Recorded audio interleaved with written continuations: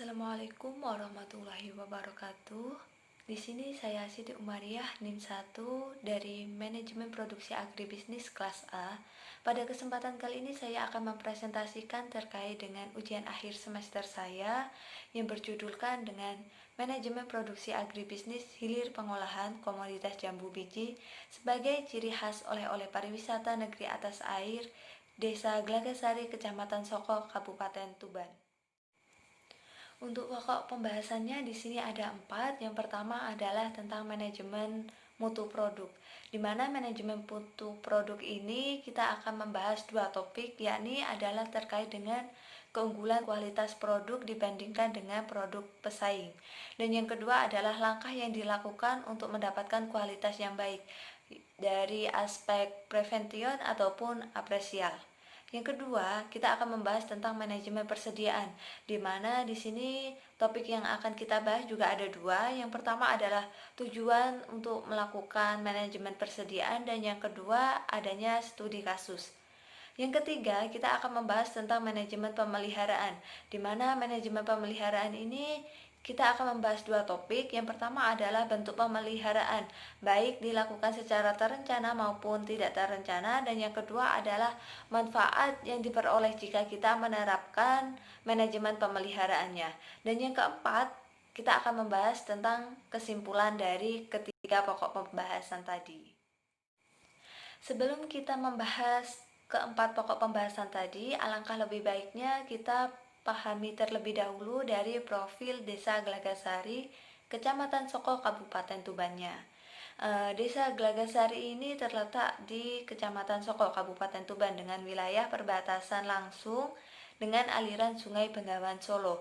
Hal inilah yang menjadi potensi tersendiri bagi Desa Glagasari, khususnya untuk berbudidaya. Desa Glagasari ini memiliki lahan yang subur dan juga ketersediaan air yang sangat melimpah. Desa Glaga juga disebut sebagai negeri atas air, di mana hal ini dikarenakan Desa Glagasari itu dikelilingi oleh aliran Sungai Bengawan Solo, sehingga cocok untuk dilaksanakannya kegiatan berbudidaya dan juga digunakan sebagai pariwisata. Di sini di Desa Glagasari ini terdapat sebuah pariwisata di mana pariwisatanya adalah kita dapat memetik buah jambu dan juga buah belimbing. Untuk komoditinya sendiri di Desa Glagasari itu ada 2, yaitu jambu biji dan juga belimbing. Namun pada kesempatan kali ini kita akan membahas khusus kepada jambu bijinya. Untuk Desa Glagasari sendiri ini memiliki jumlah penduduk yaitu 1.418 jiwa untuk yang laki-laki, dan juga untuk yang perempuan yaitu 1.295 jiwa. Selanjutnya adalah jambu biji. Menurut Prahudaya dan juga Hajako 2007, jambu biji merupakan salah satu jenis buah yang mempunyai banyak manfaat khususnya bagi kesehatan. Jambu biji ini juga memiliki nilai komersil di Indonesia dan juga memiliki pangsa yang luas dalam pemasaran. Hal inilah yang menunjukkan bahwa komoditas jambu biji ini sudah dikonsumsi masyarakat secara luas, baik secara komersil maupun mancanegara, dan juga memiliki daya saing yang tinggi. Jambu biji ini juga mengandung antioksidan, di mana antioksidan ini berguna untuk melindungi tubuh dari radikal bebas. Jambu biji ini dapat dikonsumsi dalam keadaan segar maupun olahan. Pada kesempatan kali ini, produk yang akan kita bahas dari jambu biji adalah jus jambu dan juga kerupuk jambu. Hal ini merupakan salah satu strategi yang dilakukan untuk menambah nilai ataupun value added pada jambu bijinya sendiri. Seperti yang kita ketahui bahwa jambu biji ini merupakan salah satu jenis buah yang berasal dari Brazil dan juga memiliki kandungan manfaat yang sangat banyak khususnya bagi kesehatan tubuh, serta memiliki pangsa pasar yang luas. Pada kesempatan kali ini untuk produk yang akan kita bahas ada 2, yaitu adalah jus jambu dan juga kerupuk jambu biji, di mana jus jambu ini merupakan salah satu minuman olahan yang berasal dari jambu biji yang dihaluskan menggunakan alat blender dicampur dengan sedikit gula. Hal inilah yang akan menjadi nilai tambah dan juga untuk menambah cita rasa manis pada jus jambunya. Selain itu, dari perusahaan kami juga menyediakan jus jambu yang original, di mana jus jambu original ini merupakan jus jambu tanpa adanya bahan tambahan seperti gula maupun es batu. Selanjutnya adalah kerupuk jambu biji. Kerupuk jambu biji ini merupakan kerupuk yang berasal dari jambu biji yang dipotong secara tipis-tipis, kemudian dijemur dan nanti akan digoreng dalam minyak yang panas. Hal inilah yang merupakan nilai tambah dari jambu tersebut. Setelah kita mengetahui kualitas dari produk kita, selanjutnya adalah langkah yang dilakukan untuk mendapatkan kualitas yang baik dari aspek prevention dan juga appraisal, di mana aspek prevention merupakan aspek yang digunakan untuk mencegah terjadinya kegagalan, di mana di sini kita menggunakan 4 strategi. Yang pertama adalah perencanaan. Sebelum melaksanakan kegiatan, baik itu produksi, kita akan melaksanakan perencanaannya terlebih dahulu terkait dengan bahan baku, cara produksi, kualitas produk, pemasaran, sampai pada testimoni kepuasan pelanggan. Dan setelahnya itu kita akan mengadakan evaluasi. Jadi kita akan mengetahui di mana sih letak salahnya, di mana sih kita harus memperbaikinya agar kita selalu menjadi perusahaan yang terbaik.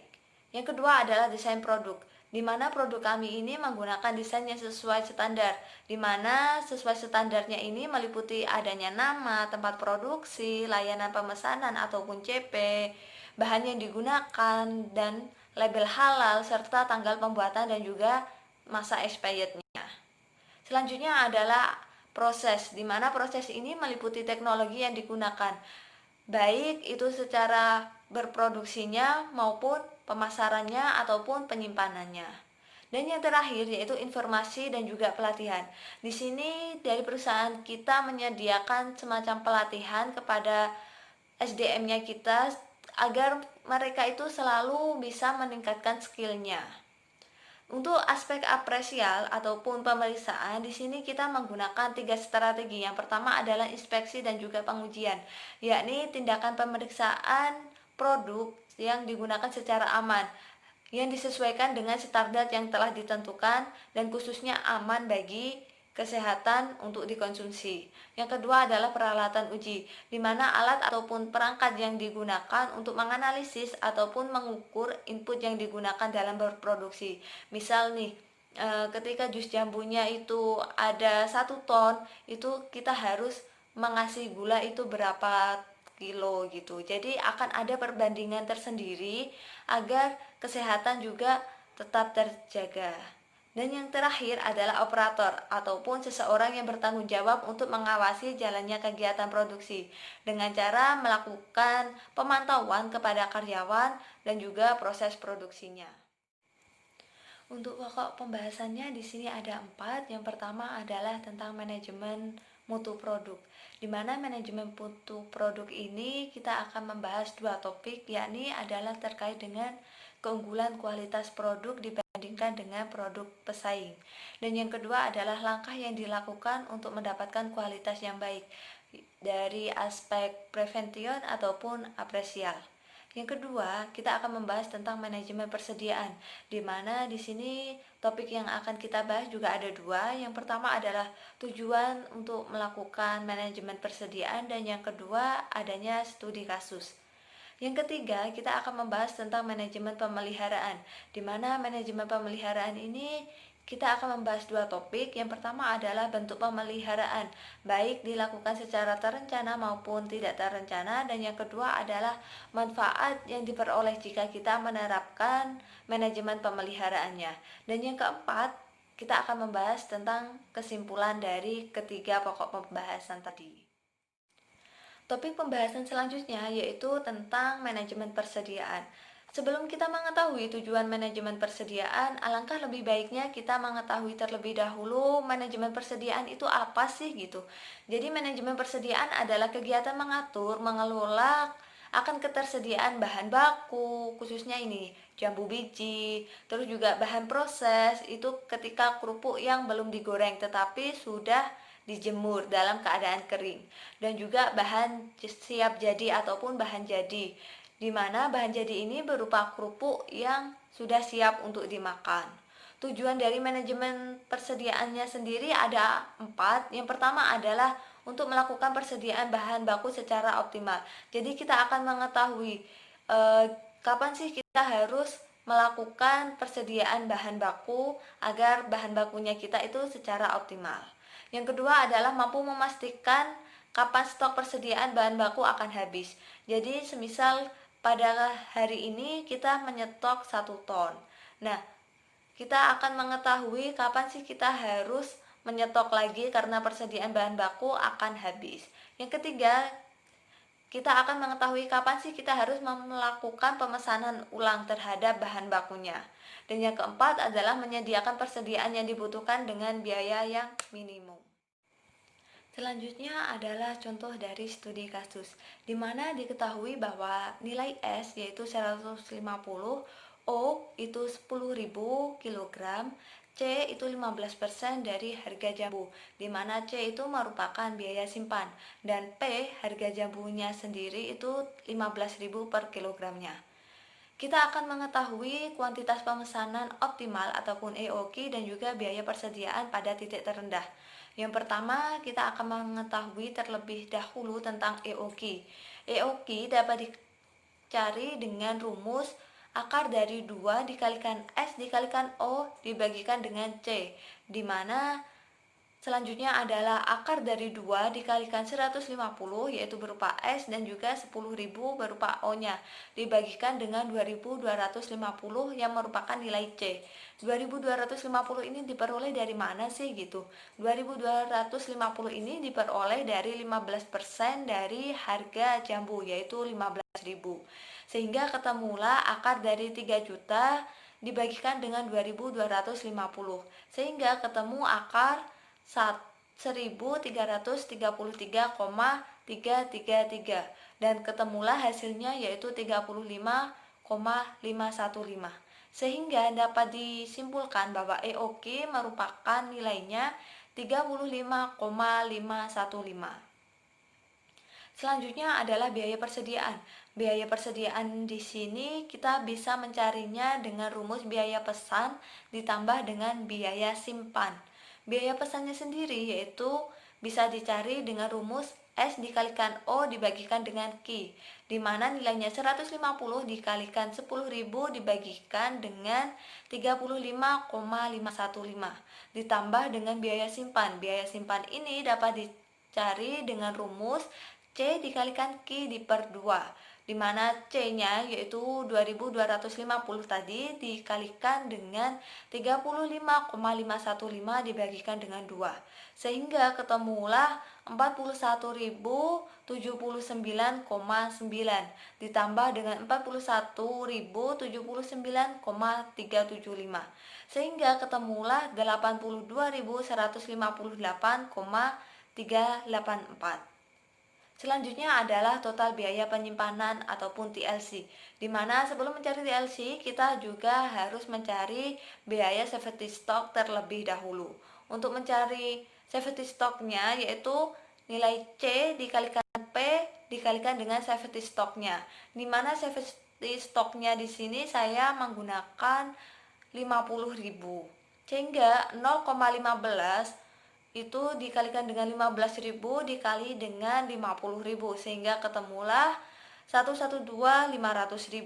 Maka TLC-nya yaitu biaya penyimpanan ditambah biaya pesan ditambah biaya safety stock-nya yaitu 2.250 ditambah 150 ditambah 112.500.000 sehingga ketemulah 112.502.400 rupiah. Selanjutnya adalah biaya reorder ataupun kapan sih kita harus memesan kembali gitu. Untuk reordernya sendiri itu bisa kita cari dengan rumus waktu tunggu dikalikan dengan tingkat penggunaan per minggu. Untuk waktu tunggunya itu adalah 10.000 dikalikan dengan 15% sehingga ketemulah 1.500. Untuk titik pemesanan ulang yaitu waktu pengiriman ditambah safety stocknya yang tadi.